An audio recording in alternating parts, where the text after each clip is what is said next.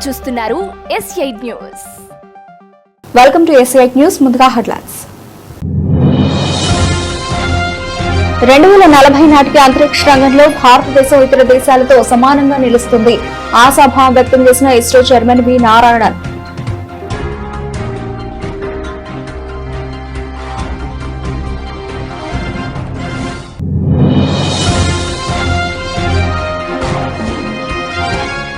మీకు మహిళల ఉసురు తగులుతుంది. విపక్షాలపై అమిత్ షా ఫైర్.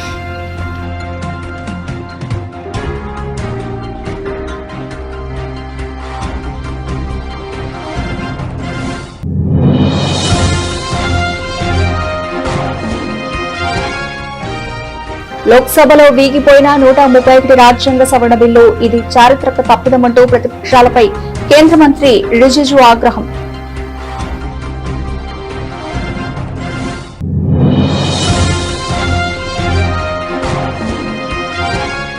సొంత పార్టీ నేతల గైర్హాజరుపై ఆప్ ఎంపీ రాఘవ్ చద్దా సెటైర్లు. కీలక చర్చ సమయంలో సభలో సభ్యులు లేకపోవడంపై విమర్శలు.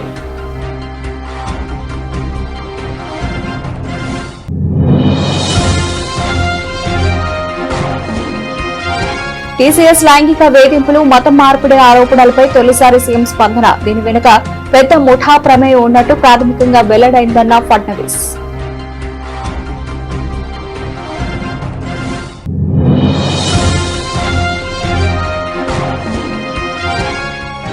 రెండు 2029 నుంచే మహిళా రిజర్వేషన్ అమలు కావాలని ఆశిద్దాం. కేంద్ర మంత్రి భూపతి రాజు ఆసక్తికర వ్యాఖ్యలు.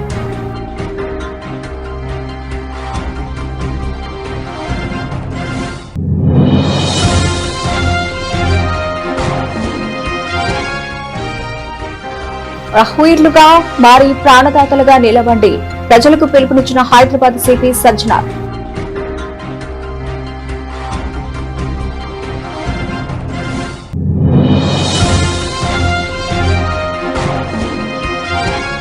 మహిళా రిజర్వేషన్ సవరణ బిల్లును వ్యతిరేకించిన పార్టీలపై జగన్ విమర్శలు. ఈ పరిణామంతో మహిళలకు దక్షిణ రాష్ట్రాలకు న్యాయం జరగలేదని వ్యాఖ్య.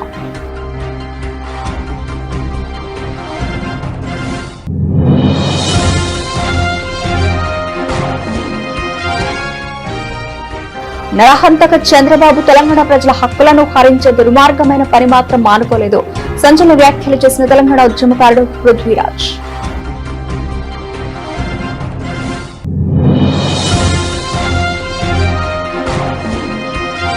కూటమి నాయకులే కీచకులై మహిళలను చెరబడుతున్నారు. ధ్వజమెత్తిన మాజీ మంత్రి విడుదల రజని.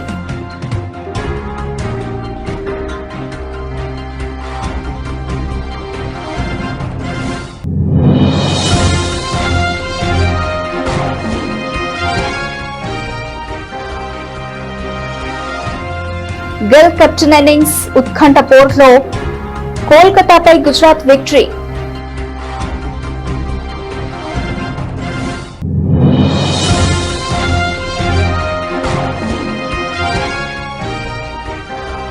తగ్గినట్టే తగ్గి మళ్లీ పెరిగిన పసిడి వెండి ధరలు. అక్షయ తృతీయ సమీపిస్తున్న నేపథ్యంలో ధరల్లో హెచ్చుతగ్గులు.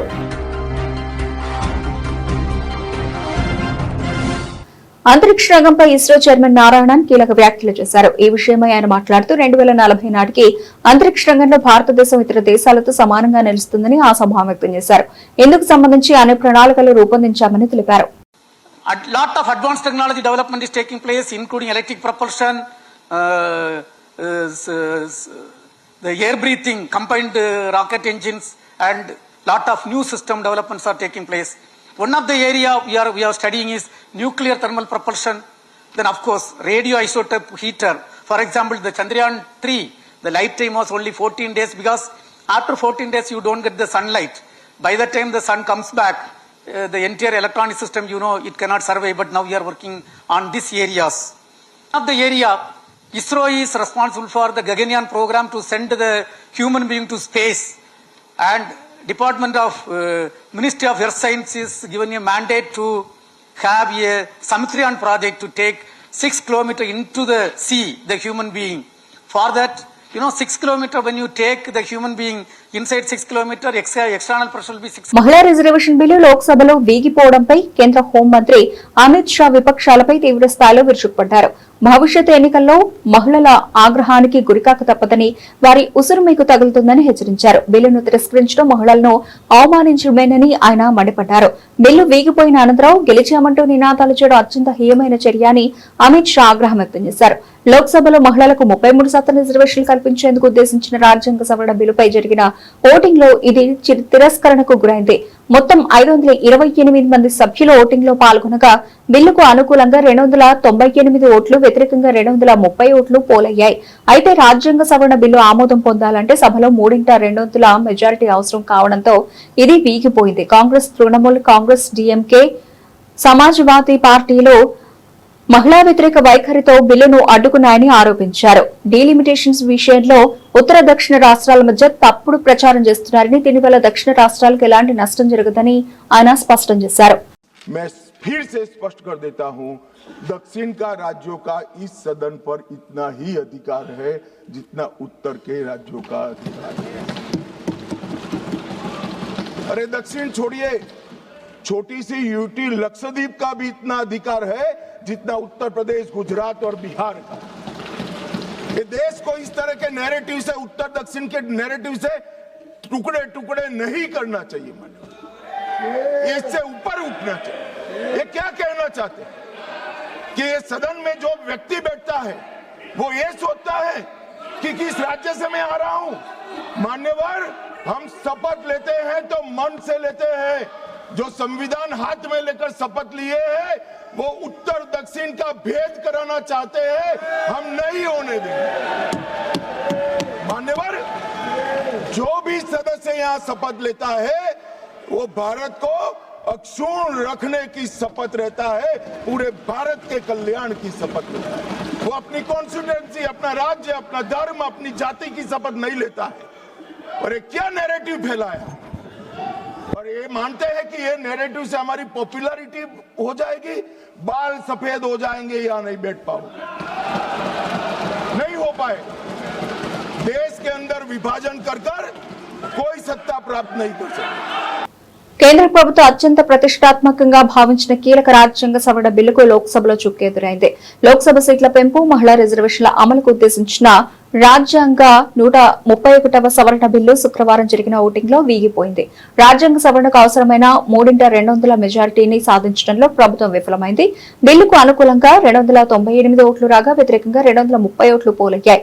బిల్లు ఓటమి అనంతరం పార్లమెంటరీ వ్యవహారాల శాఖ మంత్రి కిరణ్ రిజిజు ప్రతిపక్షాల వైఖరిపై తీవ్ర స్థాయిలో విరుచుకుపడ్డారు. మహిళలకు గౌరవం, హక్కులు కల్పించే లక్ష్యంతో తెచ్చిన చారిత్రక బిల్లుకు ప్రతిపక్షాలు మద్దతు ఇవ్వకపోవడం చాలా దురదృష్టకరం. ప్రతిపక్షాలు ఒక చారిత్రక అవకాశాన్ని చేజార్చుకున్నాయి అని ఆయన ఆవేదన వ్యక్తం చేశారు. Speaker sir, besides the Constitution 131st Amendment Bill, we have two other bills, namely the Union Territories Laws Amendment Bill 26 and the Delimitation Bill 2026, which are intrinsically interrelated with the Constitution 131st Bill. So it cannot be viewed from the isolation. इस दृष्टि से माननीय सभापति महोदय, जो नतीजा आया है, ये इतना ऐतिहासिक और महत्वपूर्ण बिल पर देश का महिलाओं को अब सम्मान, अधिकार देने का जो बिल है, उसको विपक्ष ने साथ नहीं दिया. बहुत खेद की बात है. और इस ऐतिहासिक पल को आप अपना एक मौका था, आपने गंवाया है. आदरणीय नरेंद्र मोदी जी के नेतृत्व में महिलाओं को जो सम्मान देने का, अधिकार देने का हमारा अभियान जारी रहेगा और हम अधिकार दे के ही रहेंगे आगे. పార్లమెంటు ప్రత్యేక సమావేశాల్లో మహిళా రిజర్వేషన్ డీలిమిటేషన్ పై చర్చ సమయంలో సొంత పార్టీ నేతల గైర్హాజరుపై ఆమ్ ఆద్మీ పార్టీ రాజ్యసభ సభ్యుడు రాఘవ్ చద్దా సెటైర్లు వేశారు. రాజ్యసభ ఉపనాయకుడి పదవి నుంచి నన్ను తొలగించారు. అయినా సరే మహిళా రిజర్వేషన్ డీలిమిటేషన్ పై చర్చ జరుగుతూ ఉంటే సభకు నేను హాజరయ్యాను. మరి వాళ్ళిద్దరేరి అంటూ ఆ పార్టీ ప్రతినిధి పార్టీ నూతన రాజ్యసభ ఉపనాయకుడిని ఉద్దేశిస్తూ వ్యాఖ్యానించారు. Shriman Raghav Chadha ji, Thank you, sir. Sir, the leader of the party I belong to is not present in the House, and the deputy leader, newly appointed deputy leader of the party I belong to, is also not present in the House. I am the recently removed deputy leader of the party. I am present in the House. No, you can't. Thank you so much for giving me the opportunity to speak. Sir, I welcome and congratulate Shri Harvansh ji on his third innings as the deputy chairman of the Rajya Sabha. मेरा व्यक्तिगत रिश्ता श्री हरवंश जी के साथ थोड़ा खट्टा मीठा रहा। खट्टा उस समय जब हम ऑफ टॉपिक चले जाते हैं तो उनसे डांट भी खाते हैं, और मीठा उस समय जब टॉपिक पे रह के सटीक बात करते हैं तब उनकी पर्ची और उनका आशीर्वाद आता है। मैं अपनी तरफ से प्रयास करूंगा कि इनके इस कार्यकाल में ये खट्टा मीठा रिश्ता जो है ये मीठा मीठा रिश्ता बने और खटास रिश्ते से समाप्त हो, और उनसे अनुरोध करूंगा कि जब हमारा समय समाप्त हो जाता है और वो घंटी बजा देते हैं उसके बाद भी 1, 2, 3 मिनट हमें अगर थोड़ा ज्यादा दे देंगे तो हम अपनी बात को और मजबूती से रख पाएंगे। आई associate my self with the sentiment of the entire house in welcoming him and congratulating him on becoming the deputy chairman of the Rajya Sabha. And sir, मैं इस अवसर पर बस आधा मिनट लेते हुए आपको भी बधाई देना चाहूंगा। जब से आप इस सदन के अध्यक्ष बने हैं, आप सभापति बने हैं, हम तमाम मेंबर्स को बोलने का काफी मौका मिलता है, और उसका सबसे बढ़िया उदाहरण यह है कि आपसे पहले 0 आवर में मात्र 5 या 7 एमपीज को ही मौका मिलता था, और जब से आप इस నాసిక్లోని టాటా కన్సల్టెన్సీ సర్వీసెస్ యూనిట్ లో జరిగిన లైంగిక వేధింపులు, బలవంతపు మత మార్పిడి ఆరోపణలపై మహారాష్ట్ర ముఖ్యమంత్రి దేవేంద్ర ఫడ్నవీస్ తొలిసారిగా స్పందించారు. ఈ ఘటన కార్పొరేటర్ జిహాద్ చర్య అని తేలితే దాని మూలాలను గుర్తించేందుకు దర్యాప్తు సంస్థలను రంగంలోకి దింపుతామని హెచ్చరించారు. ఈ ఘటన అత్యంత తీవ్రమైనదని, దీని వెనుక పెద్ద ముఠా ప్రమేయం ఉన్నట్లు ప్రాథమికంగా వెల్లడైందని అన్నారు. సంస్థలో జరిగిన ఈ ఘటనను గుర్తించినందుకు ఆయన టీసీఎస్ ను అభినందించారు. కంపెనీ యాజమాన్యం కూడా ఈ ఘటనను తీవ్రంగా పరిగణించిందని, పోలీసులకు దర్యాప్తులో సహకరిస్తోందని తెలిపారు. थोड़ा सा महाराष्ट्र से रिलेटेड भी है कि नासिक में जो घटना हो रही है उसमें निदा खान या फिर बाकी सारे कॉरपोरेट के एम्प्लॉयज जो हैं वो अभी तक फरार हैं, कुछ गिरफ्तार हुए हैं।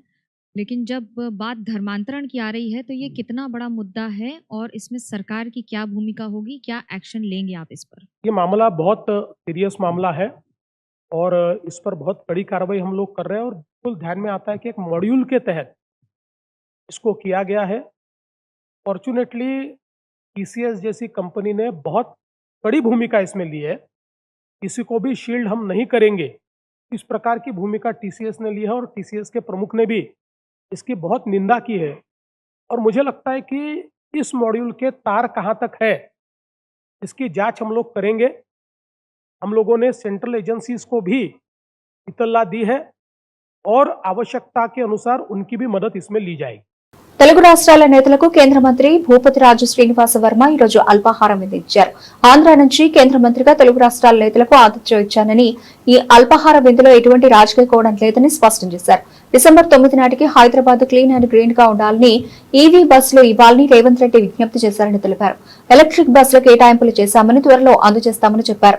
మహిళా రిజర్వేషన్ 2029 నుంచి అమలు చేసేందుకు ఒక ప్రయత్నం చేశామని, కానీ విపక్షాలు వ్యతిరేకించాయన్నారు. 2029 నుంచి మహిళా రిజర్వేషన్ అమలు కావాలని ఆశిద్దామని కేంద్ర మంత్రి భూపతిరాజు శ్రీనివాస వర్మ వెల్లడించారు. అల్పాహార విందుకు కేంద్ర మంత్రులు రామ్మోహన్ నాయుడు, కుమారస్వామి, పెమ్మసాని చంద్రశేఖర్, టీడీపీ ఎంపీలు, Telangana CM Revanth Reddy, Telangana BJP MP Lakshman హాజరయ్యారు. ఏపీ మంత్రి Payyavula Keshav, AP deputy speaker Raghuramakrishnaraju కూడా ఈ విందులో పాల్గొన్నారు.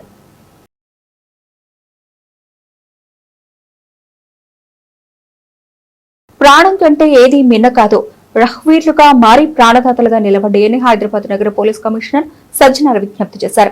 రోడ్డు ప్రమాదం జరిగినప్పుడు భయపడి వెనకడుగు వేయకుండా గోల్డెన్ అవర్ లో మీరు చేసే చిన్న సాయం ఒక నిండు ప్రాణాన్ని కాపాడుతుందన్నారు.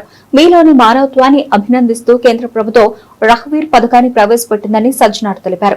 ఈ పథకం ద్వారా బాధితులను సకాలంలో ఆసుపత్రికి చేర్చి ప్రాణాలు కాపాడిన వారికి 25,000 రూపాయల నగదు బహుమతితో పాటు ప్రశంసా పత్రం అందజేస్తారని సిపి పేర్కొన్నారు. అంతేకాకుండా జాతీయ స్థాయిలో ఎంపికైన ఉత్తమ సేవకులకు ₹1,00,000 నగదు పురస్కారం లభిస్తుందని చెప్పారు. చాలా మందికి ఉండే పోలీస్ కేసులు, కోర్టుల భయాన్ని పోగొడుతూ చట్టం మీకు పూర్తి రక్షణ కల్పిస్తోందని, సాయం చేసిన వారిని వివరాలు చెప్పమని ఎవరూ ఒత్తిడి చేయరని, కోర్టుల చుట్టూ తిరగాల్సిన అవసరం ఉండదని స్పష్టం చేశారు. ప్రమాదం జరిగినప్పుడు ఫోన్లతో వీడియోలు తీస్తూ సమయాన్ని వృధా చేయకండి, వెంటనే స్పందించి బాధితులను ఆసుపత్రికి చేర్చి ప్రాణదాతలుగా నిలవండి అని కమిషనర్ సజ్జనార్ పిలుపునిచ్చారు. అందరికీ నమస్కారం. ఈరోజు రహదారిపైన చాలా యాక్సిడెంట్ చూడడం జరుగుతుంది. పెరుగుతున్న వాహనాలతోనే యాక్సిడెంట్స్ కూడా పెరగడం జరుగుతుంది. ఒకవైపు యాక్సిడెంట్ అవుతుంటే ఇంకోటి వైపు పబ్లిక్కు సాయం చేయకుండా ఆ ఒక్క యాక్సిడెంట్ అయిన ఒక ప్రదేశం కావచ్చు బాధలను చూసి ఇప్పుడు దాన్ని రికార్డ్ చేయడము వైరల్ చేయడానికి ప్రయత్నం చేయడం అనేది ఇంకా చాలా బాధ అనిపిస్తుంది. అట్లానే కొంతమంది ఇట్లా సాయం చేస్తే మళ్ళీ నాకు పోలీస్ పిలిపిస్తారు, లేదంటే మనం చుట్టూ తిరగాల్సి వస్తుంది, సాక్షి చెప్పాల్సి వస్తుంది, కోర్టు వైపు పోవాల్సి వస్తుంది, అడ్వకేట్ పెట్టుకోవాల్సి వస్తుంది అని చెప్పి చాలా భయపడుతుంటారు. దీన్ని గుర్తించి కేంద్ర ప్రభుత్వము కొత్త స్కీమ్ తీసుకురావడం జరిగింది. రఘువీర్ అని చెప్పి ఎవరెవరు ఇలాంటి బాధితుల్ని ఇమీడియట్లీ సాయం చేస్తారు, ఇమీడియట్లీ వాళ్ళకు హాస్పిటల్కి షిఫ్ట్ చేస్తారు, వాళ్ళని గుర్తించి వాళ్ళని సన్మానం చేయడానికి ఒక కొత్త ఇనిషియేటివ్ తీసుకురావడం జరిగింది. ఎందుకంటే మనము కార్డియాక్ అరెస్ట్ అయినా ఏమాత్రం ఆరోగ్య సమస్య వచ్చినా ఈ గోల్డెన్ అవర్ అనే ఒక కాన్సెప్ట్ ఉంటుంది. అట్లానే దీంట్లో కూడా మనము యాక్సిడెంట్ అయినప్పుడు ఇమీడియట్లీ ఆ గోల్డెన్ అవర్లో వాళ్ళు అక్కడ ఉన్న బాధితుల్ని దగ్గరున్న హాస్పిటల్ చేర్చడము, అక్కడ వాళ్ళ సాయం చేయడానికి ప్రయత్నం చేయడము ఇది చాలా అవసరము. మనం అందరూ కూడా గుర్తించాలి. మనం ఎంత తొందరగా బాధితుల్ని మనము హాస్పిటల్ చేరుస్తానో ఆయన బతికే ఒక శాతం కూడా పెరుగుతుంది, ఆయనకి డ్యామేజ్ కూడా తగ్గిపోతుంది. సో అందుకు ప్రజలందరూ కూడా కోరుతున్నాను, మీరు ఇప్పుడు ఎక్కడైనా ఈ ఒక యాక్సిడెంట్ జరిగితే మీరు అది ఇమీడియట్లీ అక్కడ ఉన్న బాధితులకి హెల్ప్ చేయడానికి ప్రయత్నం చేయాలని చెప్పి నేను కోరుతున్నాను. దీన్ని మీరు ఇమీడియట్లీ వాళ్ళని గుర్తించి వాళ్ళని హాస్పిటల్ చేరించిన తర్వాత అక్కడ మీకు మీ పేరు ఇలాంటి మనుషులు తీసుకొచ్చారని చెప్పి రాపించిన తర్వాత మహిళా రిజర్వేషన్ చట్ట సవరణ బిల్లును పార్లమెంట్లో వ్యతిరేకించిన పార్టీలు తాము ఏం సాధించాయో ఆత్మ పరిశీలన చేసుకోవాలని వైసీపీ అధినేత మాజీ ముఖ్యమంత్రి జగన్ తెలిపారు. ఈ బిల్లు ఆమోదం పొందకపోవడం వల్ల మహిళలకు దక్షిణ భారత రాష్ట్రాలకు ఏకకాలంలో అన్యాయం జరిగిందని ఆయన అభిప్రాయపడ్డారు. లోక్సభలో ప్రవేశపెట్టిన 131వ రాజ్యాంగ సవరణ బిల్లు 2026కు 3/2 మెజార్టీ లభించని నేపథ్యంలో జగన్ స్పందించారు. 2026 జనాభా లెక్కల ఆధారంగా డీలిమిటేషన్ చేపడితే దక్షిణ రాష్ట్రాల పరిస్థితి మరింత దారుణంగా తయారవుతుందని ఆయన ఆందోళన వ్యక్తం చేశారు. ప్రతిపక్ష పార్టీలు తీవ్రంగా ఆత్మ పరిశీలన చేసుకోవాలని, అసలు వాళ్లు ఏం సాధించారు, వాస్తవ పరిస్థితి చూస్తే దక్షిణాది రాష్ట్రాల సంఖ్యాబలం తగ్గిపోతుందని అన్నారు. మరోవైపు మహిళా రిజర్వేషన్ బిల్లు కూడా వాయిదా పడింది. దీనివల్ల దక్షిణాదికి న్యాయం జరగలేదు, మహిళలకు న్యాయం అందలేదని జగన్ స్పష్టం చేశారు. ఒకవేళ 2026లో జనాభా లెక్కలు తీస్తే దక్షిణాది పరిస్థితి మరింత దారుణంగా తయారవుతుందని ఆందోళన వ్యక్తం చేశారు. కుటుంబ నియంత్రణ విషయంలో ఎంతో క్రమశిక్షణతో వ్యవహరించినందుకు దక్షిణాది రాష్ట్రాలను మరింతగా శిక్షించినట్లు అవుతుందని, జనాభాను నియంత్రించిన పాపానికి మా ప్రాతినిధ్యాన్ని తగ్గించడం ఎంతవరకు సమంజసం, ఇది దక్షిణాదిపై చూపిస్తున్న వివక్ష కాదా, రాజకీయ పార్టీలు ఈ అన్యాయంపై ఎందుకు మౌనంగా ఉంటున్నాయో అర్థం కావడం లేదు అని జగన్ నిలదీశారు.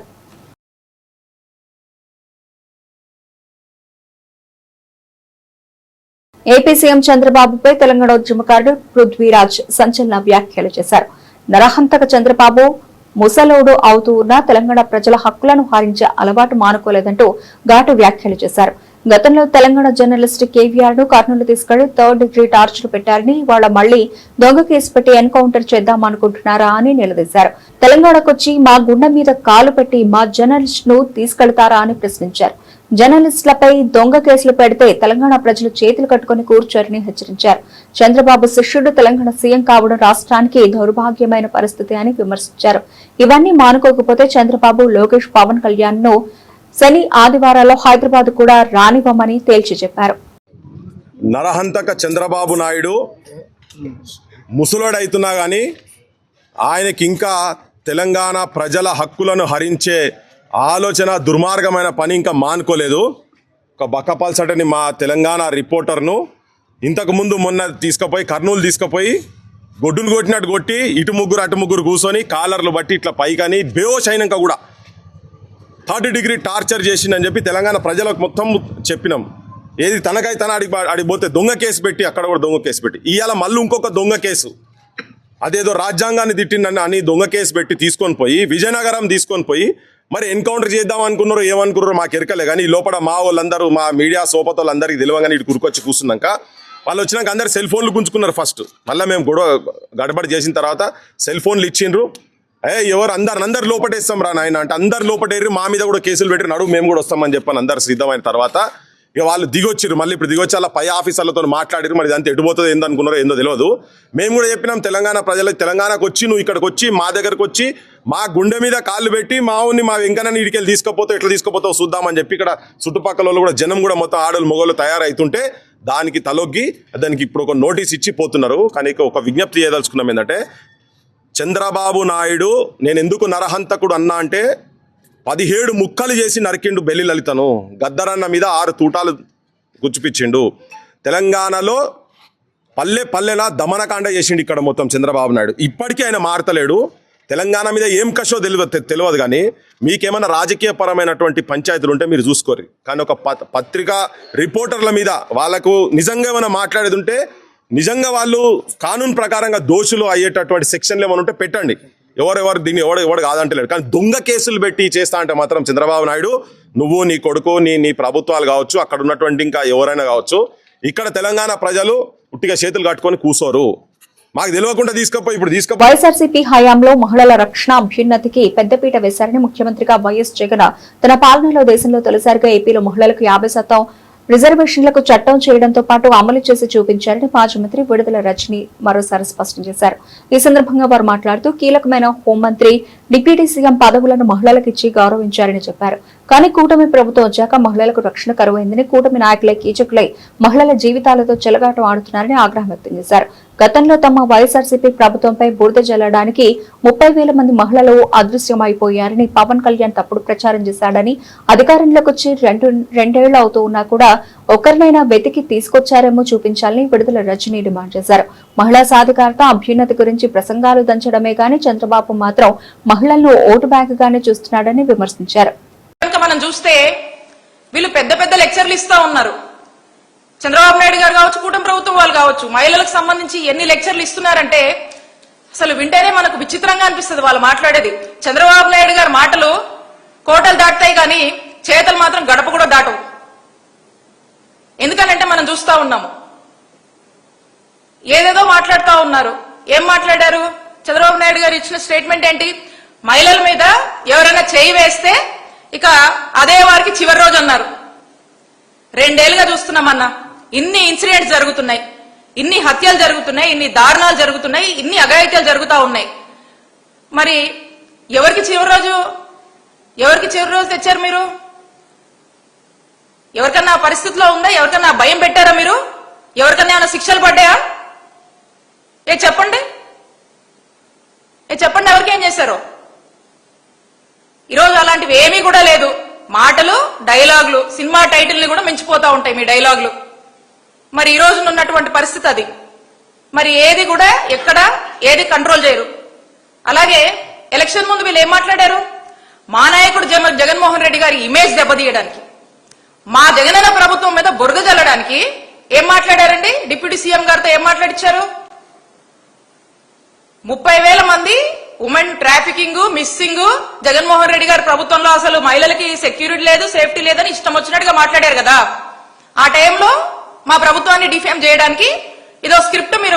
ఐపీఎల్ 2026లో భాగంగా కోల్కతా నైట్ రైడర్స్ తో జరిగిన ఉత్కంఠ పోరులో గుజరాత్ టైటాన్స్ 5 వికెట్ల తేడాతో విజయం సాధించింది. కెప్టెన్ శుభ్మన్ గిల్ ఆడిన అద్భుతమైన ఇన్నింగ్స్ గుజరాత్ విజయంలో కీలక పాత్ర పోషించింది. 181 పరుగుల లక్ష్యంతో బరిలోకి దిగిన గుజరాత్ మరో 2 బంతులు మిగిలి ఉండగానే 19.4 ఓవర్లలో 5 వికెట్లు కోల్పోయి లక్ష్యాన్ని ఛేదించింది. లక్ష్య ఛేదనలో గుజరాత్ టైటాన్స్ కు మంచి ఆరంభం లభించింది. కెప్టెన్ గిల్ ఆరంభం నుంచే దూకుడుగా ఆడాడు. కోల్కతా బౌలర్లలో వరుణ్ చక్రవర్తి 2 వికెట్లు తీశాడు. అంతకుముందు టాస్ గెలిచి మొదట బ్యాటింగ్ చేసిన కోల్కతా కామరూన్ గ్రీన్ ఒంటరి పోరాటంతో నిర్ణీత 20 ఓవర్లలో 180 పరుగులకు ఆలౌట్ అయింది. కెప్టెన్ రహానే డకౌట్ కాగా ఇతర బ్యాటర్లు విఫలమయ్యారు. రోమన్ పావెల్, రమణ్ దీప్ సింగ్ కాసేపు గ్రీన్ కు సహకరించారు. గుజరాత్ బౌలర్లలో కగిసోర్ రబడా 3 వికెట్లతో సత్తాచాటగా మహమ్మద్ సిరాజ్ పొదుపుగా బౌలింగ్ చేసి 2 వికెట్లు పడగొట్టాడు. అంతర్జాతీయ అనిశ్చితులతో పాటు దేశీయంగా అక్షయ తృతీయ సమీపిస్తున్న నేపథ్యంలో బంగారం, వెండి ధరలు హెచ్చుతగ్గులకు లోనవుతున్నాయి. 3 రోజుల ర్యాలీ తర్వాత నిన్న కాస్త తగ్గిన ధరలు నేడు మరోసారి పెరిగాయి. గుడ్ రిటర్న్స్ వెబ్సైట్ ప్రకారం హైదరాబాద్ బులియన్ మార్కెట్లో నేడు ఉదయం 10:30 సమయంలో 24 క్యారెట్ల 10 గ్రాముల పసిడి ధర 810 రూపాయల మేర పెరిగి 1,55,780 రూపాయలకు చేరుకుంది. 22 క్యారెట్ల ఆర్నమెంటల్ బంగారం ధర కూడా 750 రూపాయల మేర పెరిగి 1,42,800 రూపాయలకు చేరుకుంది. వెండి ధరలో కూడా 5,000 రూపాయల మేర పెరుగుదల కనిపించింది. ప్రస్తుతం నగరంలో కిలో వెండి ధర 2.8 లక్షల రూపాయలుగా ఉంది. ఇతర ప్రధాన నగరాల విషయానికి వస్తే చెన్నైలో ప్రస్తుతం 24 క్యారెట్ల 10 గ్రాముల పసిడి ధర 1,56,660 రూపాయలుగా ఉంది. ఢిల్లీలో 1,55,930 రూపాయలుగా, ముంబైలో 1,55,780 రూపాయలుగా ఉంది. ఆర్నమెంటల్ పసిడి ధర చెన్నైలో 1,43,600 రూపాయల వద్ద కదలాడుతోంది. ఢిల్లీలో 1,42,950 రూపాయలుగా, ముంబైలో 1,42,800 రూపాయలుగా ఉంది. ఇక దేశవ్యాప్తంగా నేడు వెండి రేటు సగటున 10,000 రూపాయల మేర పెరిగింది. ప్రస్తుతం వివిధ నగరాల్లో వెండి ధరలు 2.75 లక్షల రూపాయల నుండి 2.80 లక్షల రూపాయల మధ్య కదలాడుతోంది.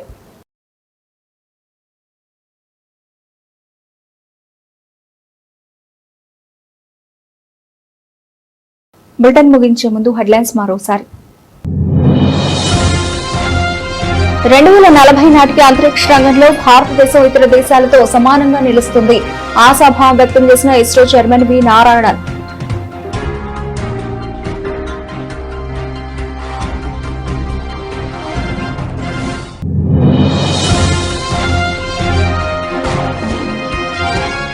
మీకు మహిళల ఉసురు తగులుతుంది, విపక్షాలపై అమిత్ షా ఫైర్.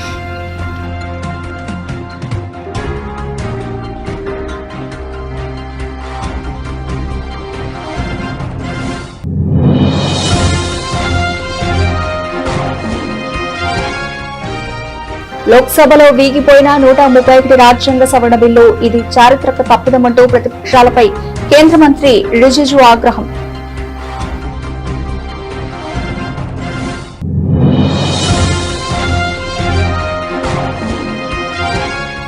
సొంత పార్టీ నేతల గైర్హాజరుపై ఆప్ ఎంపీ రాఘవ్ చద్దా సెటైర్లు. కీలక చర్చ సమయంలో సభలో సభ్యులు లేకపోవడంపై విమర్శలు.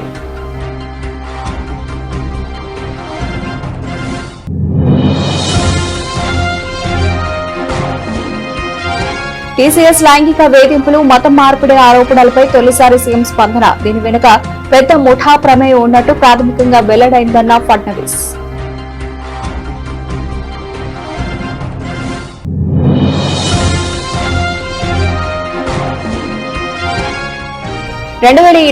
నుంచే మహిళా రిజర్వేషన్ అమలు కావాలని ఆశిద్దాం. కేంద్ర మంత్రి భూపతిరాజు ఆసక్తికర వ్యాఖ్యలు.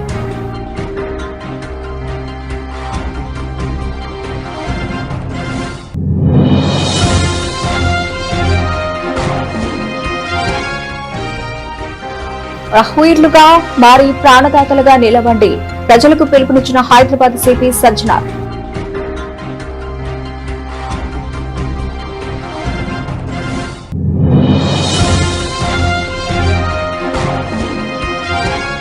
మహిళా రిజర్వేషన్ సవరణ బిల్లును వ్యతిరేకించిన పార్టీలపై జగన్ విమర్శలు. ఈ పరిణామంతో మహిళలకు దక్షిణ రాష్ట్రాలకు న్యాయం జరగలేదని వ్యాఖ్య.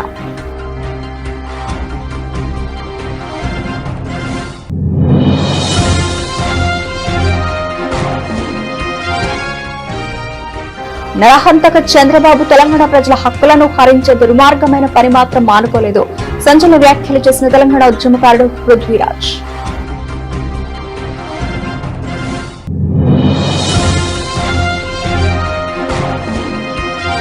కూటమి నాయకులే కీచకులై మహిళలను చెరబడుతున్నారు. ధ్వజమెత్తిన మాజీ మంత్రి విడుదల రజని.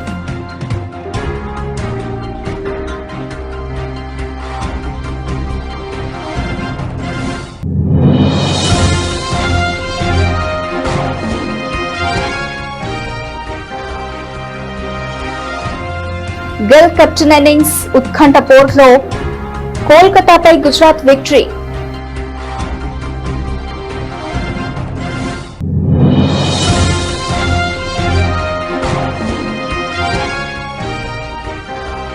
తగ్గినట్టే తగ్గి మళ్లీ పెరిగిన పసిడి వెండి ధరలు. అక్షయ తృతీయ సమీపిస్తున్న నేపథ్యంలో ధరల్లో హెచ్చుతగ్గులు.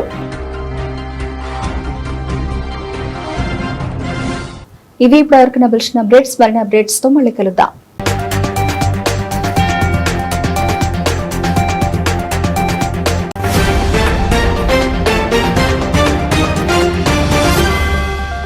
చూస్తున్నారు S8 న్యూస్.